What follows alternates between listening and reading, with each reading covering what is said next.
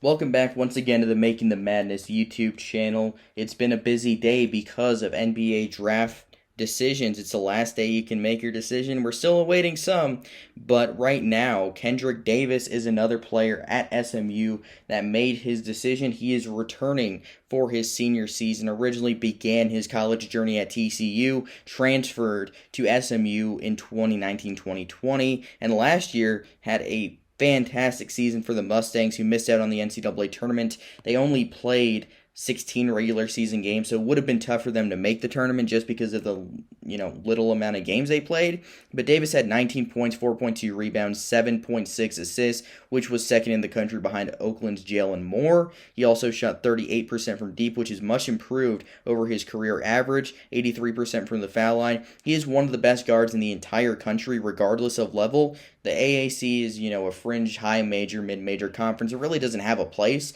between high major and mid major. I'd consider it more high major, but, people will debate on that for sure. But this is a talented roster. I think Tim Jankovic has to get this team into the NCAA tournament, or his job could be in jeopardy. I mean, they've had gifted teams that just weren't able to make that next step. Last year, you could think of that team. They did deal with some injuries. Tyson Jolly was hurt. But they've had a lot of teams recently that were good enough to make the NCAA tournament. They just didn't do it for one reason or another.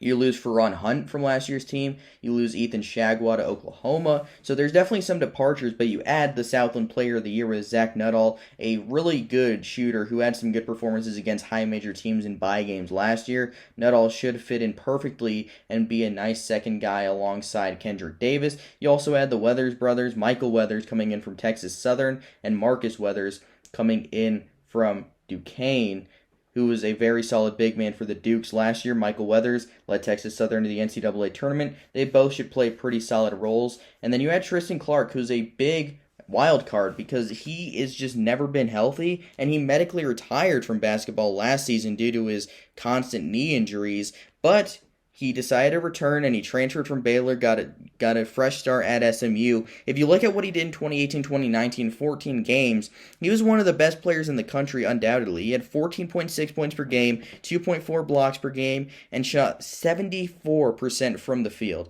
Those are ridiculous numbers. He would have been an All-American had he finished that season out and been healthy the entire year. Now, would those numbers have held the entire year? Probably not, but he would have kept really good numbers and been an All-American. Obviously, last year Baylor won the national championship. It was without Tristan Clark, but I think Clark, he's really removed almost 2 years from playing competitive basketball. But if he can be healthy, he can be an all-conference guy for SMU. He's got that skill level. He just has to find the health. And I don't know, there's just some guys where it's not possible. Their bodies just can't keep up. But I think Tristan Clark, if he's able to be healthy, could be a real difference maker for the Mustangs next season. Emmanuel Bandumel was a very impressive shooter last year, improved a lot from freshman to sophomore season. A smooth lefty that should be a solid piece next year. He hit a game winner against Dayton last year early in the season, so I would suspect he has a pretty solid role this year also. And when you look, they had a lot of freshmen. They had 4 freshmen coming in. I'm not sure which ones are really going to play big roles, but the returnees and the incoming transfers should be the main makeup of this roster. SMU, it's tough to say they'll be an NCAA tournament team. They could be, and I should probably be a little higher on them than I am because of how good Kendric Davis is and how good some of the players they're adding are. The question I have is, will Zach Nuttall translate and be that good? He was a little inefficient overall from the field, but he's a really good shooter, and that was kind of the style as Sam Houston State played last year. But I think Nuttall could be a very good player for the Mustangs.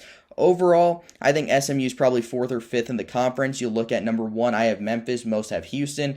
You can split 1 or 2. I think they're both really good. I think they're both top 15 teams. I think both will make runs in the NCAA tournament next season. And then 3, I have Wichita State with the return of Tyson Etienne. Go check that video out from Jonathan. They have a very solid team once again under Isaac Brown. Then you have Cincinnati, who I have at 4 right now. I love what Wes Miller is doing in his first offseason. He's added a lot of pieces. Jeremiah Davenport will be a breakout star in the conference.